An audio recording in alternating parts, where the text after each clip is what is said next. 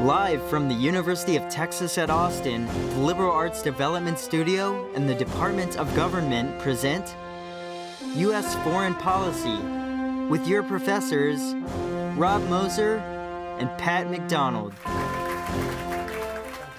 All right. Okay. He's already out of control. All right. So, welcome back to U.S. Foreign Policy.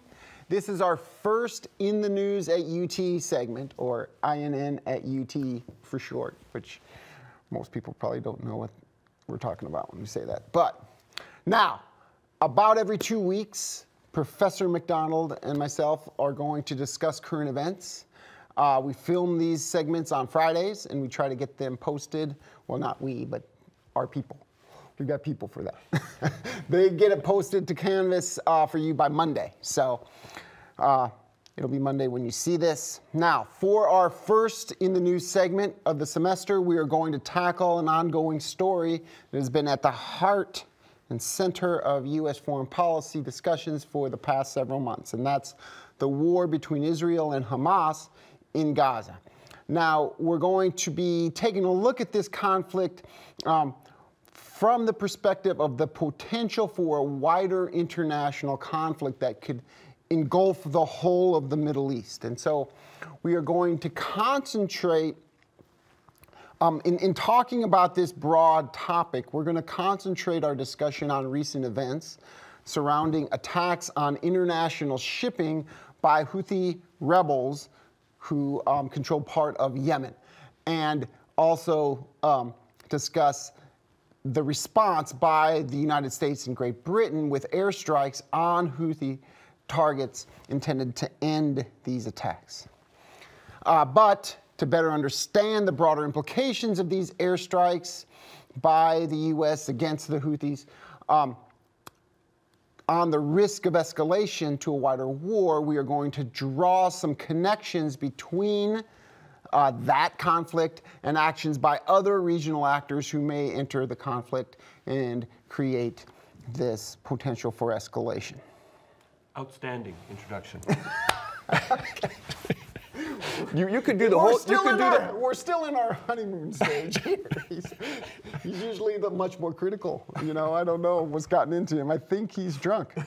But at 10 o'clock in the morning on a Friday. Yeah.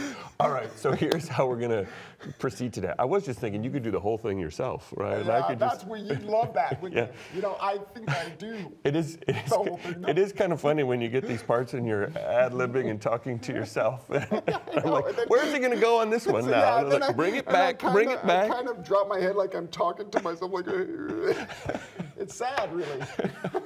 So glad you pointed that out. No problem, no problem. Why don't we get going on this lecture? All right, so here's how we're going to proceed today.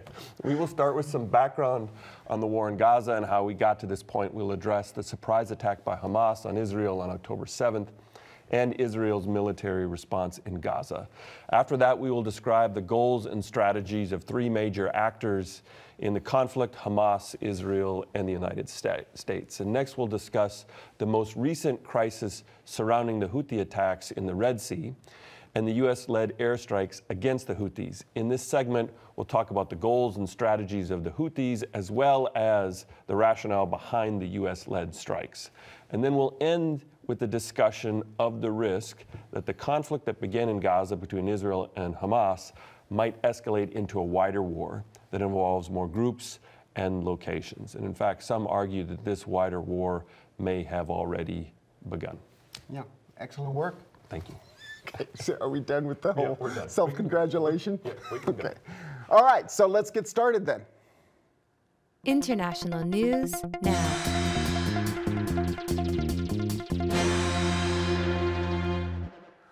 Okay, so we want to begin with a review of the ongoing conflict between Israel and Hamas centered in Gaza, because that's really what lies at the heart of all of these other conflicts that we'll be talking about. And so the crisis began on October 7th, 2023, when Hamas, a terrorist group that controls Gaza, launched a surprise attack on Israel that was shocking in its timing, scope, and level of sophistication. And Israeli defenses were caught off guard, although later reports said Israel had received an official warning from Egypt of a possible attack from Gaza 3 days before. And, you know, Israel and the Netanyahu government has denied those reports. So Hamas, in this attack, destroyed key surveillance communication towers with drones along the border with Gaza, and that hindered Israel's military response. And then they used explosives and tractors to blow open gaps in the border barricades that allowed thousands of Hamas fighters to enter Israel. And then they attacked military installations and civilian communities. And over 1,400 Israelis, most of them were civilians, were killed, and over 200 hostages were taken back out of Israel and back to the Gaza Strip. Regardless of whether Israel received a warning or not, this was a colossal intelligence failure for Israel. Currently, the nation is united still, even though there's some cracks that are starting to emerge, and there's some controversies, particularly about safely getting the hostages back that have started to divide Israel's society. But you know, by and large, they're still sort of shocked by this event and behind the idea that Israel has to use force to respond. Now, eventually, this attack on October 7th will very likely harm the current Prime Minister, Benjamin Netanyahu, especially because his appeal to voters over his long tenure as a leader of Israel revolved around protecting Israel precisely from these types of events. So what did Israel do? In response, Netanyahu declared that Israel was at war with Hamas, and he mobilized the military for a large-scale retaliation. And Israeli military forces first moved into the southern Israeli communities and cleared out Hamas fighters. And then they began massive airstrikes against Hamas in Gaza, and then they launched this large-scale ground invasion. The airstrikes and ground invasion have killed over 20,000 Palestinians in Gaza, according to Palestinian authorities. Israel has also severely restricted food, water, electricity, and fuel supplies to Gaza. There's been a bit of a lessening on those controls, but still there's incredible shortages that have contributed to a humanitarian crisis in Gaza, including the threat of starvation and the presence of a widespread disease. The high number of casualties and the enormous destruction in Gaza has severely undermined support for Israel globally. And even within key constituencies of its closest ally, who has stood firm so far in support of Israel, the United States. So now let's zoom out from the timeline of the conflict to discuss the goals and strategies of the three main actors, Hamas, Israel, and the United States. And we'll start with Hamas. Why did Hamas launch a surprise attack on Israel? It should be noted that there are many motivations for extremist groups to launch terrorist attacks. Hamas has an ideology based on the destruction, that's motivated by the destruction of Israel as a state. Hamas said it was motivated to launch the October 7th attack in response to recent events, namely recent violence at the Al-Aqsa Mosque in Jerusalem, and more long-term grievances, such as the expansion of Israeli settlements in the West Bank and the blockade of Gaza. However, most analysts have argued that the timing of this attack is based on strategic considerations surrounding improved relations between Israel and its Arab neighbors that began with the negotiation process initiated by the Trump administration called the Abraham Accords.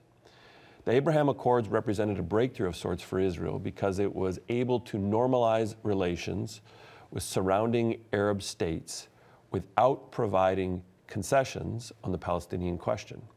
The Abraham Accords started with an agreement to normalize relations between Israel the UAE, the United Arab Emirates, Bahrain, and Morocco.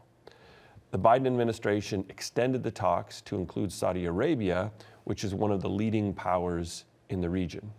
If Israel and Saudi Arabia would establish closer ties that would have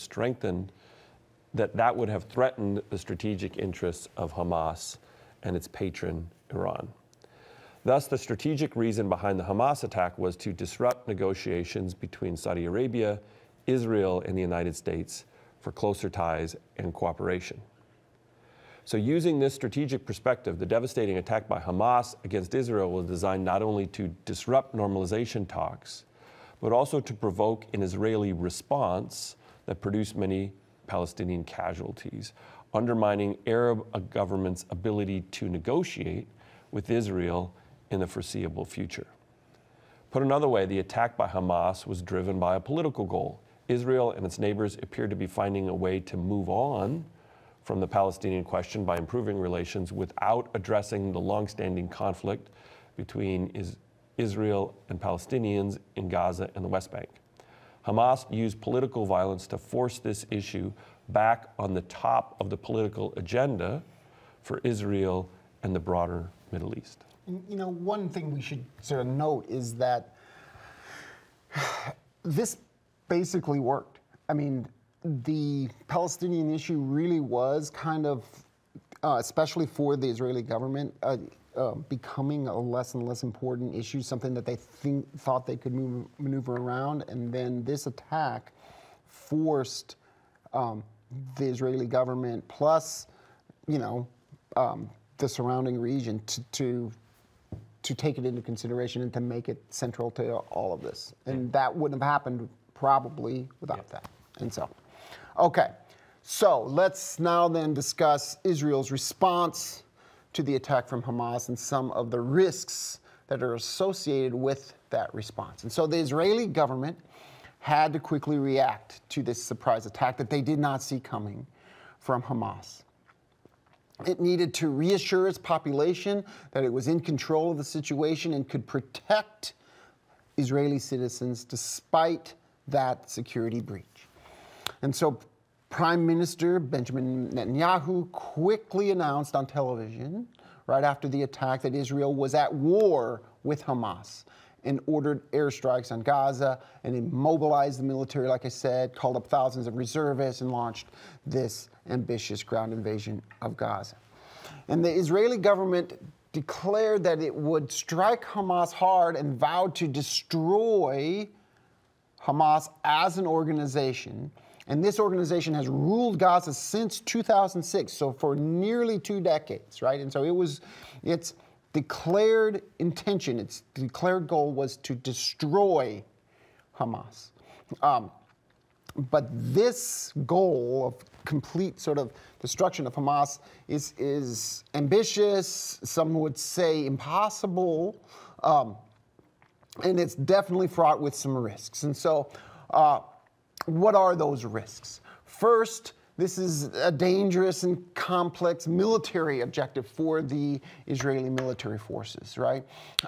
Because it's really difficult in a very densely populated urban environment to fight a war, especially if you are on the offense rather than on the defense, because you don't know all of the contours in secret places and et cetera, especially in Gaza with this tunnel system that was going to make things really difficult. And so the military objective itself was really problematic because the adversary can blend into the civilian population and has other advantages, right? Like I said, this network of underground tunnels where it can hide weapons and launch sneak attacks, etc. Now, besides just the military problems, the mission has enormous political risks as well, and those, at least up to now, have been the truly biggest obstacles for Israel and its government here. In particular, high civilian casualties have undermined international support for Israel, and it could prompt, and maybe has already begun to prompt, other forces, notably Hezbollah, but also forces like the Houthis, which no one really was anticipating to be a big part of this conflict, to join the war. And finally, there is this problem of a lack of exit strategy, which we won't really talk about right now, but is sort of lingering, or in this session, but it's lingering in the background. Even if Israel's military is initially successful at destroying Hamas's military capabilities, it would likely find itself, at least in the current situation, right, in the way that they conducted this invasion, Israel's likely going to find itself stuck with occupying Gaza for an extended period, because Israel will not be able to find a capable or willing entity that can govern Gaza after Hamas is removed from power.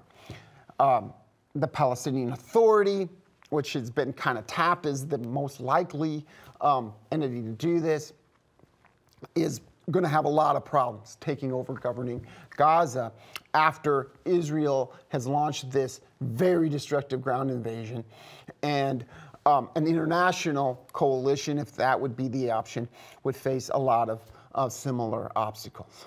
So there's all these risks, and yet, despite all these risks, and Israel and its government knew that these risks existed before they started, Israel decided to launch that ground invasion with the goal of completely eliminating Hamas. Now, why? Why did they do that, knowing that there'd be a lot of casualties, and these casualties would have ramifications?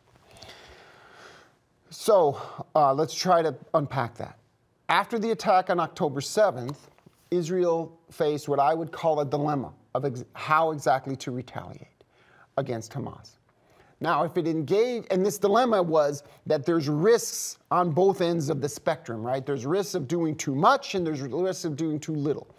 Now, on the risk of doing too little, if it engaged in a less ambitious retaliation that avoided the risk of a large-scale ground invasion and occupation, then the problem with that is that that kind of exercise would likely have left Hamas in place, and perhaps even in power in Gaza.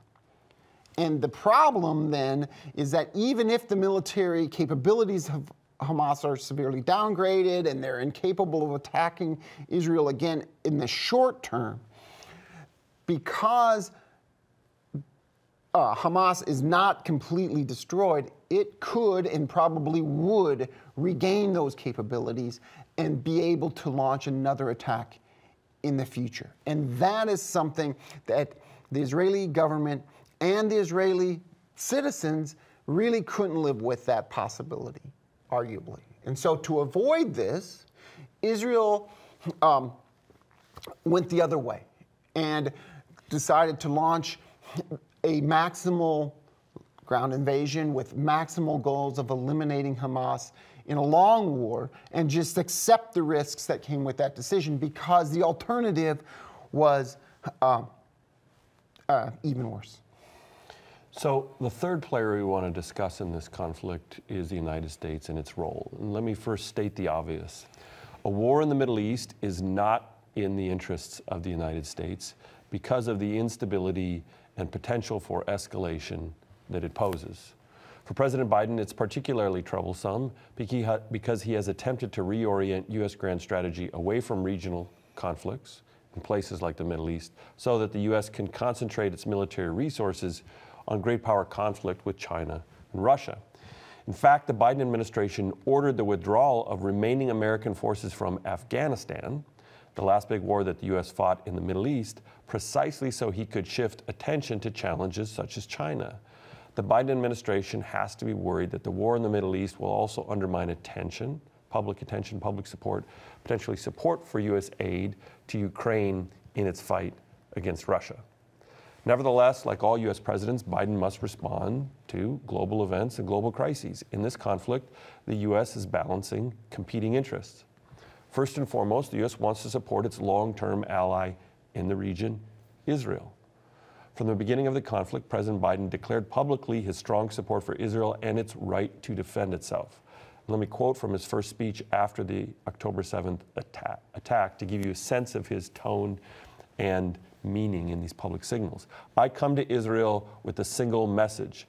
You are not alone. You are not alone. As long as the United States stands, and we will stand forever, we will not let you ever be alone. At the same time, the United States also has an interest in convincing Israel to limit the scope of its ground invasion in Gaza to avoid civilian casualties and allow for an eventual exit strategy. In that same speech I just quoted, Biden said this, but I caution this. While you feel that rage, don't be consumed by it. After 9/11, we were enraged in the United States. And while we sought justice and got justice, we also made mistakes. The United States doesn't want Israel to make mistakes in its war in Gaza for the long-term good of Israel. However, the United States also has its own reasons to restrain Israel's military intervention. It will be more difficult to support Israel as world opinion turns against it. Moreover, a ground invasion and long-term occupation of Gaza could spark a wider war that could involve the United States and threaten its interests in the region. All this points to perhaps the most prominent self-interest for the United States, avoiding a wider regional war. Such a war would not only be destabilizing and dangerous, but would also require more American military resources and attention. It would also be a boost to great power rivals such as China and Taiwan, who can point to such instability as further evidence of the decline of the US-led international order, offering their visions as an alternative. All right, so that's the conflict in Gaza and the interests of the main actors. And so now we want to shift this discussion to cover some recent events in the conflict, particularly the crisis surrounding attacks on international shipping by Houthi rebels and US-led airstrikes in response to that threat. And so we're going to start this segment with a video clip from the PBS Newshour that gives a summary of the airstrikes that the U.S. launched along with Great Britain on Houthi rebels. So let's run that clip now. Welcome to the NewsHour. The United States and Britain are launching strikes tonight against Houthi targets in Yemen. The strikes are in response to numerous attacks against shipping vessels in the Red Sea in recent months. Nick Schifrin joins us now for the latest. Nick, so what do we know at this hour about these U.S. strikes? A U.S. official confirms that more than a dozen strikes have been hit inside Yemen with Tomahawk missiles fired by ships in the Red Sea, as well as jets that were flying off of those ships. The targets include logistical hubs, air defense systems, and weapons storage site. And the weapons storage sites that we're talking about are the weapons that the Houthis have been using in order to attack U.S. ships and commercial ships in the Red Sea. That means drones, ballistic, and cruise missiles. Before this strike, I talked to former military officials who told me that the U.S. does have intelligence that they believe that can degrade Houthi capabilities, degrade the ability for the Houthis to attack these ships, both commercial and military, and even earlier, a few months ago, try and attack Israel. But administration officials told me that they weren't sure that these strikes would actually deter the Houthis from continuing to launch strikes. And so what the U.S. tonight is expecting is a Houthi response and a couple of rounds of back and forth. That was built into this strike tonight, according to U.S. officials I talked to. And so the expectation, again, is that the Houthis will strike back. And this is just the beginning. And earlier today, Abdul Malik al-Houthi, one of the Houthi leaders, said that, hey, look, if you strike us tonight, we're going to strike you harder than we already have. Okay, so the first thing I want to highlight here is that the airstrikes were not a unilateral action taken by the United States by itself. It was primarily the United States, let's be honest. But the United States and Great Britain launched airstrikes on the Houthi rebels. Several other countries, including Australia and Bahrain, so that's the regional actor here, which is important. Canada, the Netherlands, they all provided some support for this action as well. And the reason that that's important is because the United States wants to show an international audience that it was acting multilaterally rather than unilaterally, and that this action had international support, both from actors in the region, but also from the wider international community. Now, the second thing to note is that these airstrikes are intended to address a very specific problem, and that's attacks by Houthi rebels against international shipping in the Red Sea. These attacks began after Israel's ground invasion in Gaza, and Houthi rebels proclaimed that the reason they were attacking these ships were as a protest against Israel's war, and they declared that they weren't going to end these attacks unless Israel agrees to a ceasefire, which is a problem for the United States, as we'll get into when we talk about their strategy here, because if the United States also arguably wants a ceasefire eventually, and then it's going to look like they caved, right? And so that could be a problem. Now, these attacks on international shipping became big enough for shipping and international economy that several countries, including the United States, publicly stated that the Houthis would suffer military action or force in some, they'll pay a price, right? Which is code for we're going to launch airstrikes, right? If the attacks did not end. And so once those threats were issued, I would argue at least that military action would sooner or later become inevitable. And finally, the airstrikes then have the biggest takeaway so far, at least, is they haven't really had their intended effect. Houthi rebels vowed immediately after getting struck the first time to retaliate and continue their attacks after the first round from the United States and the UK. And they've and there's been subsequent rounds, and so almost daily the United States has been launching some sort of airstrikes against these targets. And since they started, there have been more attacks, and even on an American-owned commercial ship, which was damaged in attacks since the airstrikes began. Then I was just mentioning in the last break that there was this short little news conference, if you will, where they asked President Biden if the airstrikes were working, and he says, well, if you mean, have they stopped, have they prevented the Houthis from launching further attacks? No. And I'm like, well, at least he's transparent. But and then he says, but we're going to continue to do them.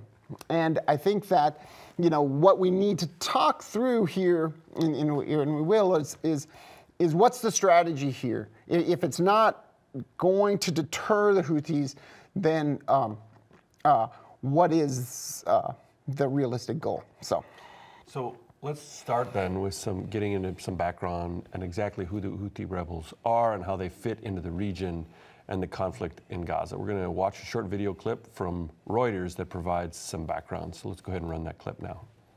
Who are the Houthis and how did they start? In the late 1990s, the northern Yemeni Houthi family set up a religious revival movement for the Zaydi sect of Shiite Islam. The sect once ruled Yemen, but their heartlands in the north were now poor and sidelined. Friction with the government grew, and they fought guerrilla battles and a brief border conflict with Sunni Saudi Arabia. Yemen's war began in late 2014 when the Houthis seized Sana'a. Worried by the growing influence of Shiite Iran along its border, Saudi Arabia intervened at the head of a Western-backed coalition.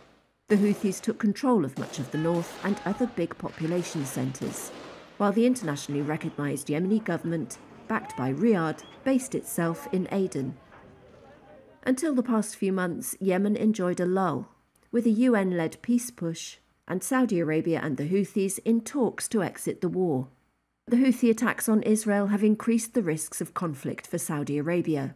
Our region is very complex. This was Saudi Foreign Minister Prince Faisal bin Farhan. Need any other conflicts to erupt, and therefore we hope that we will be able to avoid any further escalations in our region. The Houthi rebels are an Iranian-backed group of Shiite militants. As such, they are one of several proxy groups funded and supported by Iran that form an informal axis of resistance with other Iran-backed groups like Hamas and Hezbollah against Israel, the United States, and the West in general. These groups share an ideology that calls for the elimination of Israel and the end of American involvement in the Middle East. The Houthis were designated as a terrorist group by previous administrations, but President Biden removed that designation at the beginning of his term in an attempt to resolve the civil war in Yemen. Biden has since reinstated that designation in response to the current crisis, I think within the last couple of days, right? Yeah, that's been recent. So the Houthis rose to prominence in Yemen by successfully fighting for control of Yemen for over a decade and taking control of the country's capital, Sana'a. Or Sana'a, how do you pronounce it? Sana'a, all right. Since 2014, the group has founded a civil war in Yemen against a coalition led by Saudi Arabia and supported by the United States that tried to reestablish the original government. The war has killed hundreds of thousands of Yemeni citizens and caused a widespread humanitarian crisis. So the Houthis have historical reasons to have some grievances against the United States as sponsors to Saudi Arabia, and they've been subject to this force for a while. Okay. So, as Professor McDonald pointed out, the Houthis are a regional rebel group that's fighting for control of Yemen against Saudi Arabia and other regional allies of the United States. They have ties to Iran and so are opposed to Israel, and they support the Palestinian cause then in the war in Gaza. So is this all that there's to it? Is that they've picked a side and they've just decided to attack shipping as part of that? Not really. And so we're going to delve a little deeper into some of the motivations of the Houthis in launching these attacks and try to get a better understanding of why they are at least arguably difficult to deter so far. And so this video clip's from PBS Newshour, and so let's go ahead and run that clip now. And how will the U.S.-led strikes against Houthi targets in Yemen, how will that affect the militant group's strategy moving forward, in your view? Well, I mean, the Houthis have survived 8 years of intense airstrikes by the Saudis and the Emiratis, and they survived that and even emerged stronger than before. So airstrikes might neutralize the Houthi threat on the Red Sea shipping, but that will be temporarily. What impact will these airstrikes have on the Houthis standing in Yemen? Do they welcome these airstrikes? Yemenis are concerned about these airstrikes because they lived the horrors of airstrikes for 8 years, and these airstrikes caused a lot of civilian casualties, a lot of destruction, but also they made the Houthis stronger. So Yemenis at large don't want to go through, another episode of airstrikes that only benefit the Houthis at the expense of Yemenis. Now, Houthis are still extremely unpopular, but the Houthis are using the Gaza war and the war with Israel and America, which is their narrative that they're at war with Israel and America. They're using that to oppress the population and silence critics. They're using that to force families to send their children to indoctrination camps, to recruit fighters, to recruit children at a mass scale. And so these airstrikes could be very good for the Houthis. The Houthis want war. They want confrontation for the U.S. They want confrontation with Israel and that's why they continued to, to attack the ships in the Red Sea. That's how they build, they make an excuse to oppress the population. So this will be good for the Houthis if it's only airstrikes. All right. So this is more or less what I've seen in the Western coverage of this, the common narrative of the dynamic between the Houthi rebels and these airstrikes. And that is this, that in addition, there's probably some genuine solidarity with the Palestinian cause for Houthi rebels. They are part of the axis of resistance. They have common broad goals with Iran, but also a common perspective that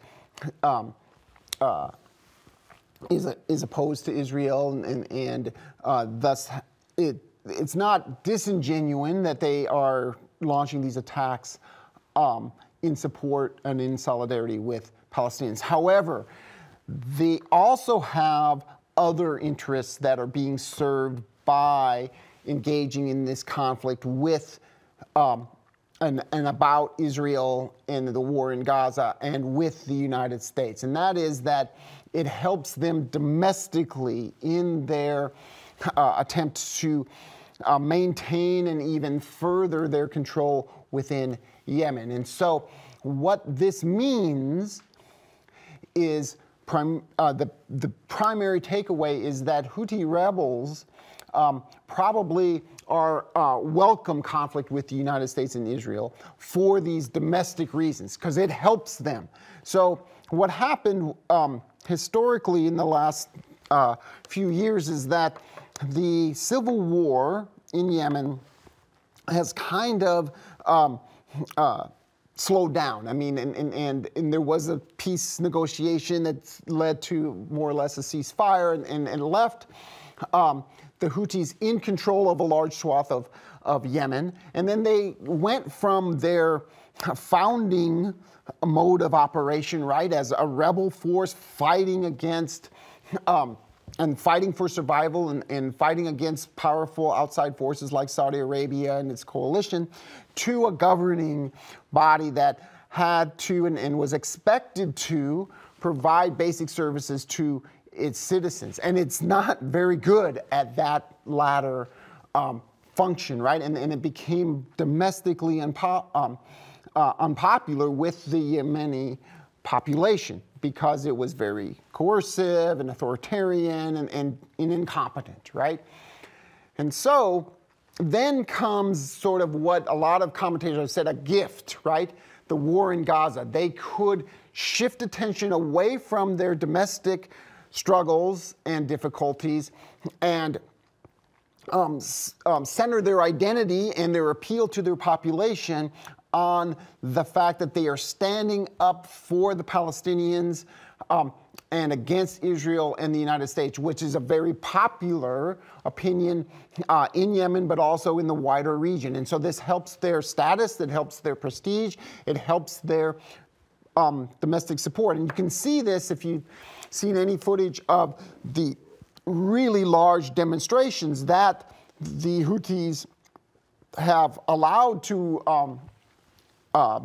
be mobilized and probably have sort of supported, showcasing the widespread public support for their actions in attacking international shipping and standing up to the United States in support of the Palestinians. And so for the Houthis, they want this conflict. They're not afraid of this conflict. They welcome it. It's better for them to be in conflict right now with the United States than not. And so that's why a lot of commentators suggest that they won't be deterred because their interests align with getting attacked by the United States. If they can weather these attacks and continue to stand up to the United States and get a lot of attention, then they'll be more powerful, not less powerful and degraded. And so because it distracts from the internal opposition to their domestic rule, the Houthis like the position that they're in this fight, and they're likely to continue this for the short term as long as they can. And what you also are seeing is that because the Biden administration doesn't want a large-scale war with boots on the ground or anything like that, it's never going to do what's absolutely necessary to wipe out the capacity of the Houthi rebels with some sort of larger scale force, because that would be too costly politically for the United States. And so what most people are saying is that the Houthis are going to be able to continue to launch these attacks. They're not going to have those their capacity permanently degraded. And so this is likely to continue on as it is because the Houthis have interests and are benefiting from this conflict. And the attacks, the airstrikes, aren't completely wiping out their capacity to continue the attacks. And so the attacks continue. And so now the next thing we want to talk about briefly is why the United States are attacking the Houthis and what's the logic of this. And so that's the last piece of this puzzle of trying to understand this conflict. And so we're going to now run a clip from the BBC News to start this short discussion. So go ahead and run that clip now. During the night, the Americans launched their attack from a carrier battle group in the Red Sea. Like Britain, they'd warned the Houthis that this was coming if they didn't stop hitting shipping. The airstrikes are intended to show that Western red lines won't turn pink under pressure. But if anything, the Houthis will be even more determined to carry on.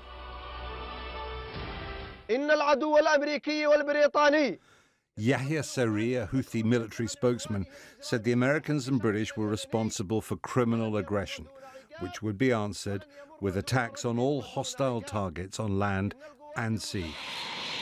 The RAF released video of its jets taking off for Yemen from the British base in Cyprus. The British are trying to distance airstrikes aimed at opening the Red Sea from the war in Gaza. It's clear that this type of behaviour can't be met without a response. We need to send a strong signal that this breach of international law is wrong. People can't act like this with impunity, and that's why, together with allies, we've decided to take this action. Even more emphatically, an American military spokesman told CBS News in the US that the strikes were nothing to do with Gaza. It's important to differentiate between what's happening between Israel and Hamas and what's happening in the Red Sea. You have the Houthi rebels that are conducting indiscriminate attacks against international shipping. Over 50 countries have been affected by this, affecting the economic prosperity of multiple nations.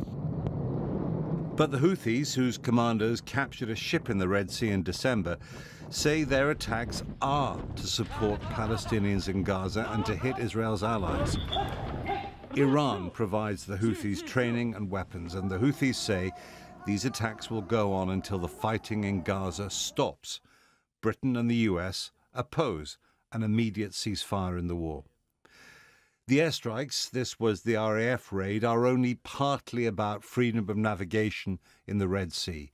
The reality is that they're also directly linked to events in Gaza and represent an escalation in the crisis that is gripping the Middle East. All right, so as we've already pointed out, the Houthi rebels are unlikely to stop their attacks. And the U.S. and the U.K. have launched these airstrikes knowing, or at least now discovering after a few days of this, that it's not really going to at least immediately prevent these attacks. And so what's the plan here? So the first thing to note here is that the Houthi attacks on shipping have really disrupted international commerce, and it does threaten the global economy, both in reality, right, in practical terms, but also in this more philosophical thing that you just can't let, groups attack shipping and close down major international waterways like the Red Sea and the route through the Suez Canal from Europe to China and back. And so these attacks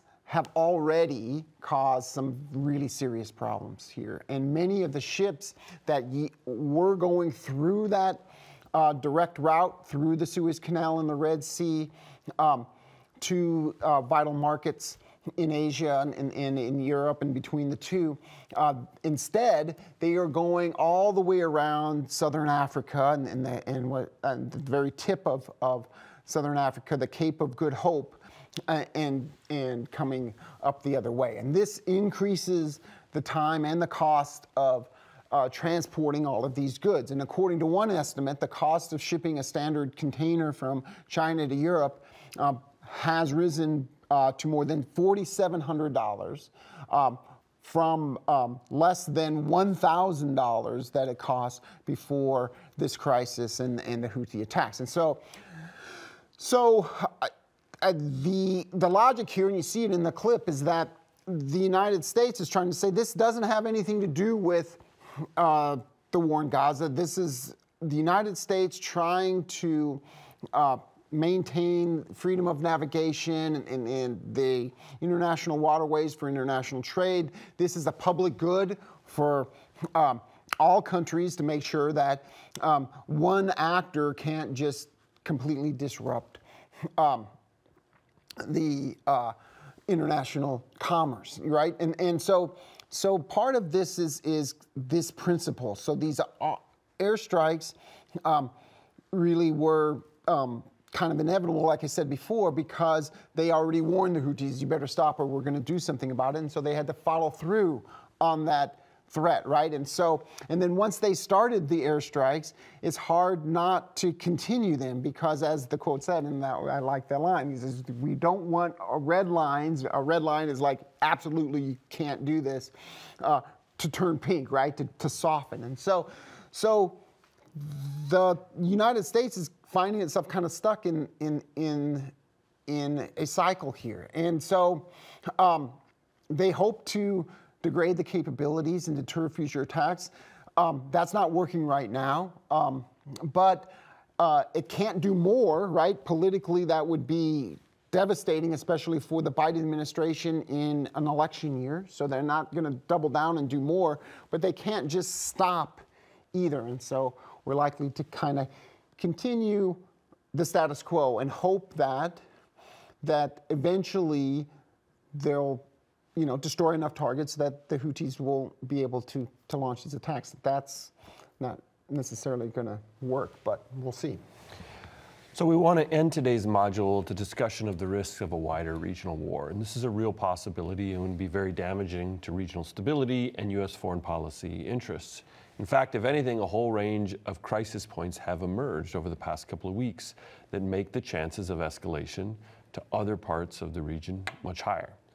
So we're going to start this discussion with a video clip from the PBS Newshour. So go ahead and run that clip now. Across the region tonight, fears of escalation. Today, Israel launched one of its largest salvos against Hezbollah in Lebanon since October the 7th. Just yesterday, a mother and son were buried together, killed on Sunday by a Hezbollah missile. In northern Iraq, Iran launched a rare ballistic missile attack on what it said was a local office of Israel's spy agency. But among the dead was a Kurdish multimillionaire and his family killed in their home. And off the coast of Yemen, U.S. warships launched the third round of strikes on the Houthis in 6 days. The target today, 4 Houthi ballistic missiles before they could be fired. The Houthis welcome war and once again today launched a missile the U.S. military said struck a Maltese flag ship that was able to sail away. What we have right now in the region is a recipe of escalation everywhere. 3,000 miles away at the World Economic Forum, leaders from the region and National Security Advisor Jake Sullivan acknowledged concerns of wider war. We have to guard against and be vigilant against the possibility that, in fact, rather than heading towards de-escalation, we are on a path of escalation that we have to manage. Purposely or not, Hamas's October 7th terrorist attack accelerated existing tensions. And today, de-escalation runs through Gaza, said Sullivan and Qatari Prime Minister Mohammed Al Thani. We should focus on the main conflict in Gaza, and as soon as it's diffused, I believe everything else will be diffused. Okay, so let's take some of these potential risks of escalation one by one. But before we get into each individual crisis, let me say that escalation beyond the war in Gaza has always been a risk in the broader crisis. The United States was particularly sensitive to the possibility that armed conflict between Israel and Hamas could spread beyond these two combatants. The Biden administration spoke often about trying to keep outside actors from joining in that fight between Israel and Hamas. Unfortunately, despite these intentions, many of the worst fears that observers had at the beginning of that conflict last fall are now becoming reality as several actors within Israel and outside of it are being drawn into the conflict. And so let's start with the situation in Israel. In addition to its conflict with Hamas in Gaza, Israel faces threats on at least 2 other fronts in Israel and the Palestinian territories. First and foremost, there is Hezbollah. Hezbollah is a terrorist group backed by Iran and an ally of Hamas that's based in Lebanon. It has fought Israel before in a war in 2006 that killed more than 1,000 people. There have been firefights between Hezbollah and the Israeli military at Israel's northern border since the current crisis began. Israel has evacuated many communities near Lebanon in anticipation of further fighting. If Hezbollah enters the war, it could spread to Lebanon and even further. Over the past few weeks, Israel has increased its missile attacks into Lebanon. In early January, a senior Hamas official was killed in a strike in Beirut, Lebanon's capital. Even though Israel has not acknowledged responsibility, most observers believe that Israel initiated this attack. The strike occurred in a part of Beirut that is considered a stronghold of Hezbollah, and the leader of that group declared that Hezbollah would respond with force. Tensions have also been rising in the West Bank, where clashes between Israelis and Palestinians have been increasing for a year, even before Hamas's terror attack. Since October 7th, clashes between Jewish settlers and Palestinians have killed dozens, mostly Palestinians. Moreover, Israeli forces have stepped up raids on refugee camps and villages in the West Bank. Taken together, the fighting against Hezbollah at the border with Lebanon and the increased violence in the West Bank increasingly resemble two new fronts for Israel in this war. In fact, some Israeli military analysts now refer to three fronts in this conflict: Gaza, Lebanon, and the West Bank. A whole other set of crisis points in the region revolve around conflicts involving Iran. Iran supports several armed groups in Iraq, Syria, and Yemen that could enter the fighting. In Iraq, the United States killed an Iranian-linked military commander in Baghdad in early January. This was apparently in response to several attacks on U.S. troops stationed in Iraq that had been launched by this group. In a separate incident, Iran's Islamic Revolutionary Guard fired into the Kurdistan region of Iraq, claiming to target Israeli covert forces there. Iraq reacted by calling the attack an act of aggression against Iraq. Syria is also a frequent target of military strikes revolving around Iranian-backed groups. Israel has launched strikes into Syria, and a senior member of the Iranian Revolutionary Guard was killed in Syria's capital, Damascus. And finally, just this week, Iran and Pakistan have attacked each other's territory, both claiming to target militants that are opposed to their governments. Okay, so let's just take a break here, right? Iran has launched attacks in Iraq, in Syria, in Pakistan. And then Israel and the United States have targeted and launched attacks against Iranian-backed forces in Syria and in Iraq. And then Pakistan and Iran have traded strikes. I mean, this is like when we were saying, we're afraid this might escalate into a region-wide war. I mean, we're getting pretty close. I mean, when do you sort of call it that this is starting? No one's declared anything yet. Well, and this is partly one of the things that's interesting from a historical standpoint is that there's a conflict and it's escalating, but it also looks like there are incentives to contain the level of escalation. Yeah, none of these actors have good reasons to want war. I mean, we've talked about the Houthis wanting we mean a full-scale conventional war involving tens of thousands of troops on either side. But Pakistan is not in any position to fight a war, right? Iran has its own domestic issues and economic problems. It shouldn't really be like, this would be great to get in a war with these surrounding actors. Lebanon definitely wouldn't be eager to see a war happen between Hezbollah and Israel because their economy is in a shambles too. I mean, and so there's a lot of gravity against this. But here you see, as these things mount, it seems to me, there's growing momentum, I guess. Well, and the challenge is whether all these leaders that are encouraging proxies and escalating, whether they can control the escalation, right? Or whether things spin out of control and they're forced to respond.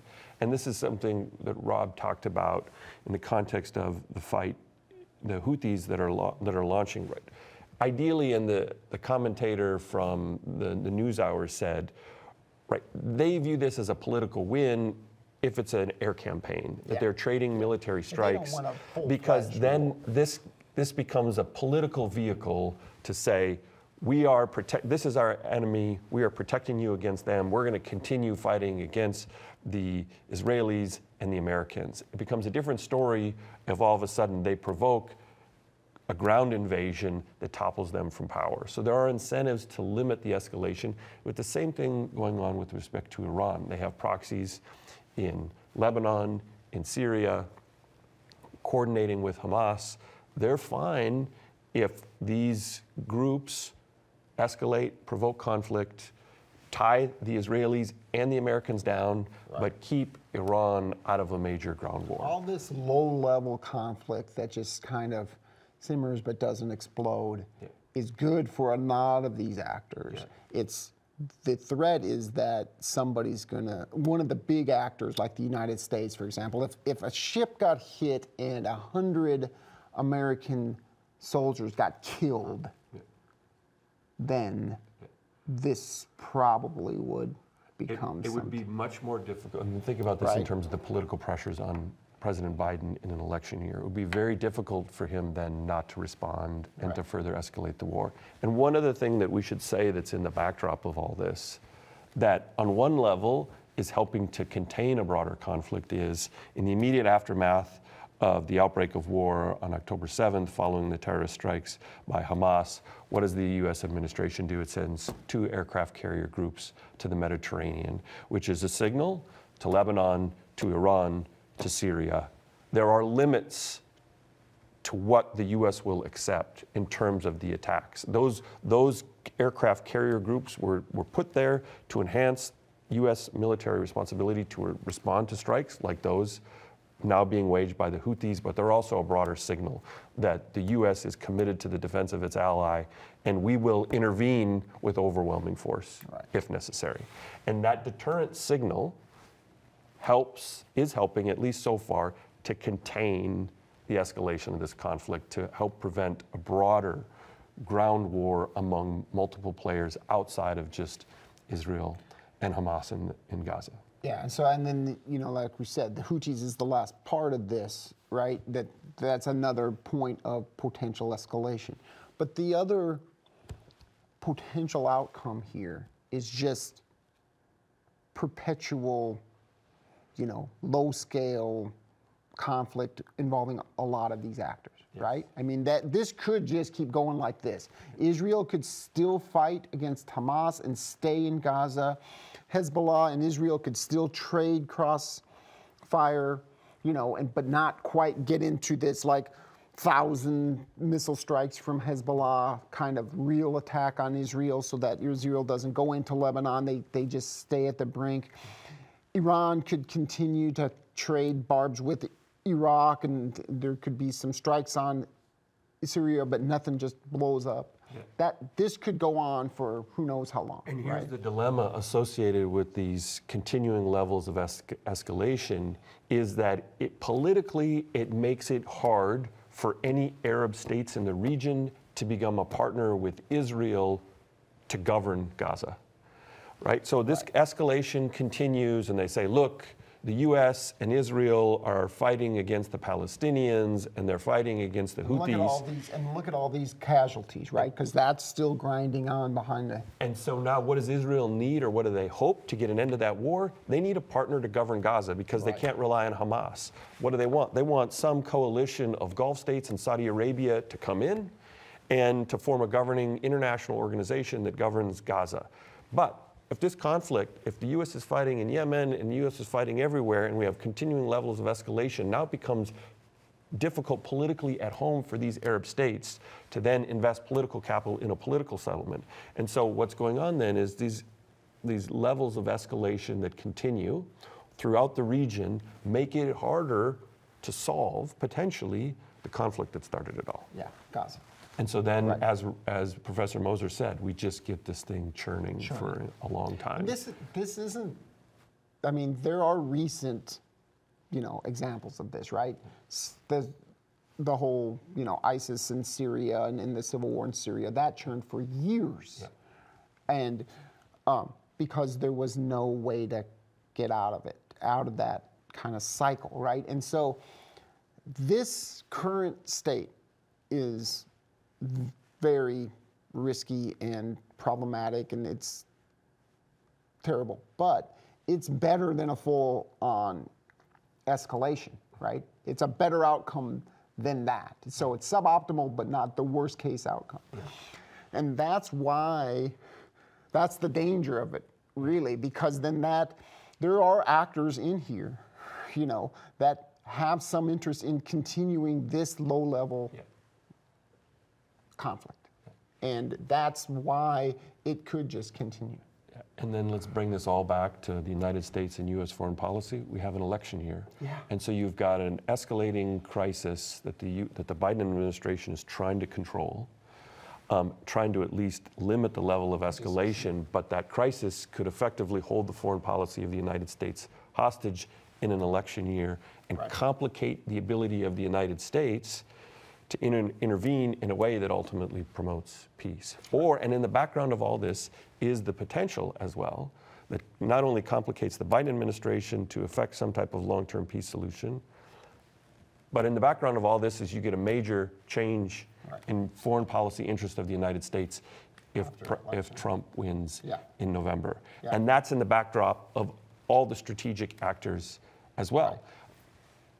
The Israelis, the Netanyahu government, in part, would prefer to have a Trump administration in power because they think they will have to make fewer concessions to the Palestinians if a Trump administration is in the White House. That's definitely the case. So anyway, we'll talk more. This is just our first session this term. There's probably going to be another session on this, especially some sort of discussion as you know, we might want to wait a few sessions to see how this kind of shakes out, but there is an end game discussion here, like how can we try to figure out what eventually wars end, and the war in Gaza will end, and how that happens, when that happens, and what comes after is a discussion to have next time.